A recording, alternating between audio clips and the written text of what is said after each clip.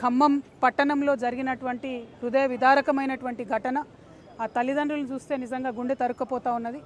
ఆ తల్లి ఒకటే అంటుంది, 12 ఏళ్ల నా బిడ్డకు జీవితాంతం బెడ్ మీద ఉండేటటువంటి పరిస్థితి వస్తుంది. ఈ పరిస్థితికి కారణమైనటువంటి వ్యక్తిని ఉరిదీయమని మాత్రమే ఆ తల్లి అడుగుతూ ఉన్నది. నేను ప్రభుత్వాన్ని డిమాండ్ చేస్తూ ఉన్నాను. ప్రభుత్వానికి సంబంధించినటువంటి పెద్దలే మధ్యవర్తిత్వం చేసేటటువంటి ప్రయత్నం చేస్తున్నారట. కేసు వాపసు తీసుకోమని చెప్తున్నారట. అటువంటి దుర్మార్గుని మాత్రం ఎట్టి పరిస్థితుల్లో క్షమించొద్దండి. ఎటువంటి రాజకీయ జోక్యం లేకుండా కఠినాతి కఠినమైన శిక్షలు పడే విధంగా ప్రభుత్వం తరఫున ఉన్న లాయర్లు వాదించాలి.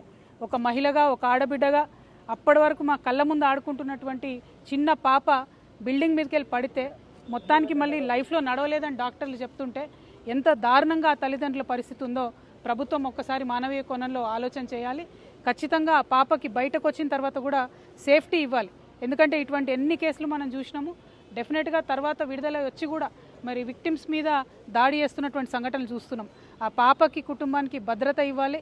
ఖచ్చితంగా ఆ పాపకి మీరు ఒక్కసారి డిపాజిట్ చేస్తారా డబ్బులు, లేకపోతే నెలకు ఏదైనా స్పెషల్ పెన్షన్ కింద నెలకు ఒక 50,000 రూపీస్ ఆ అమ్మాయికి పెన్షన్ వచ్చేటట్టుగా ప్రభుత్వం ప్రయత్నం చేయాలి.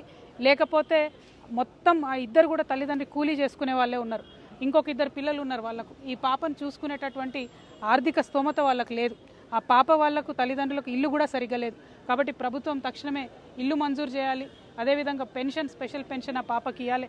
ఎందుకంటే ఆ పాపను చిన్న పసిబిడ్డను చూసుకున్నట్టు మంచంలో పెట్టే చూసుకునే పరిస్థితి ఉంటుంది. కాబట్టి ప్రభుత్వం మానవీయ కోణంలో ఆలోచించి మద్దతు ఇవ్వాలని చెప్పి నేను డిమాండ్ చేస్తున్నాను.